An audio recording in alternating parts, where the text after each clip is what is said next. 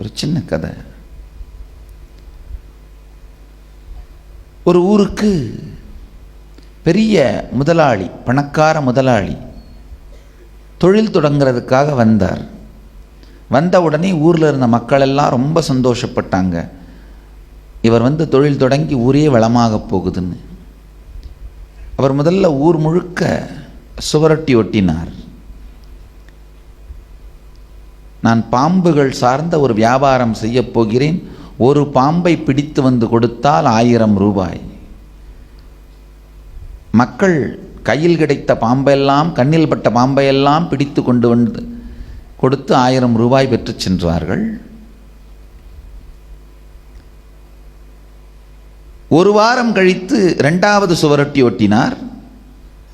ஒரு பாம்புக்கு 2000 ரூபாய் அளிக்கின்றேன்.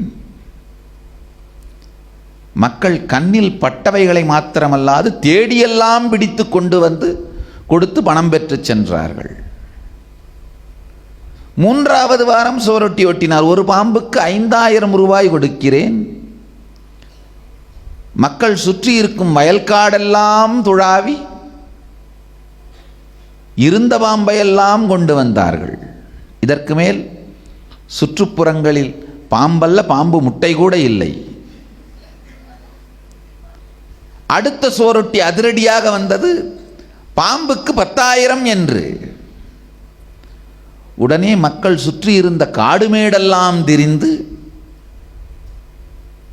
வனம், காடு, ஆரண்யம் எனும் எந்த இடத்திலும்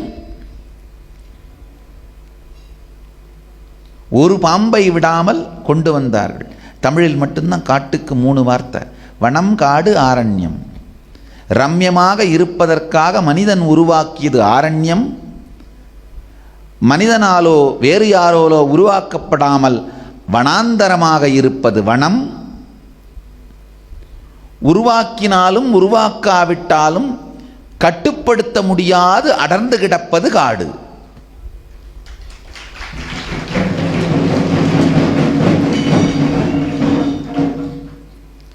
சுற்றி இருக்கும் மனம், காடு, ஆரண்யமெல்லாம் மக்கள் சுற்றி இருந்த பாம்பை எல்லாம் கொண்டு வந்து கொடுத்தார்கள்.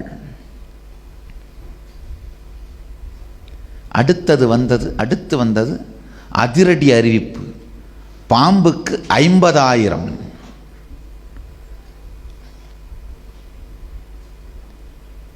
சுவரொட்டி ஒட்டிவிட்டு 2 நாள் முக்கியமான வேலைக்காக வெளியூர் புறப்பட்டு சென்றார் முதலாளி.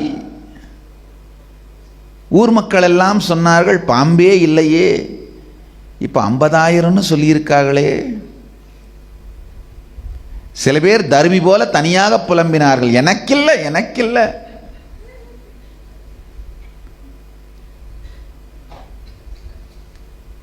அங்கிருந்த ஒரு வேலைக்காரன் ஊரில் இருந்து சில மனிதர்களை அழைத்து, கவலையே படாதீங்க, என் முதலாளி திரும்பி வர்றதுக்குன்னு 2 நாள் ஆகும். அவர் பிடிச்சி வச்ச பாம்பெல்லாம் என்கிட்ட தான் இருக்குது, என் கண்ட்ரோலில் தான் இருக்குது, என் கட்டுப்பாட்டில் தான் இருக்குது. 25,000 ரூபான்னு சொல்லி ஒரு பாம்பு நான் உங்களுக்கு கொடுத்துட்றேன், வேணுன்றவங்களாம் எடுத்துகிட்டு போங்க. நாளைக்கு காலையில் அவர் திரும்பி வந்தப்புறம், 2 நாள் அவர் வந்தப்புறம் வந்து கொடுத்து 50,000 வாங்கிக்கோங்க. 50,000 வாங்கின பிறகு கமிஷனாக எனக்கு ஒரு 10,000 ரூபா கொடுத்துருங்க.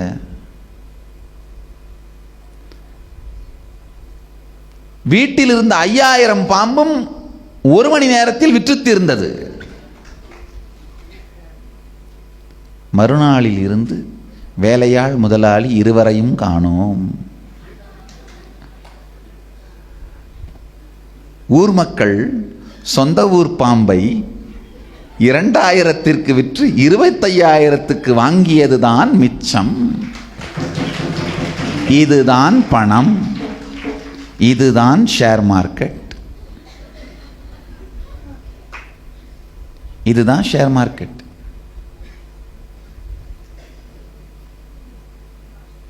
ஆழ்ந்து பார்த்தீர்களானால் இதுதான் வால் ஸ்ட்ரீட், இதுதான் ஷேர் மார்க்கெட்.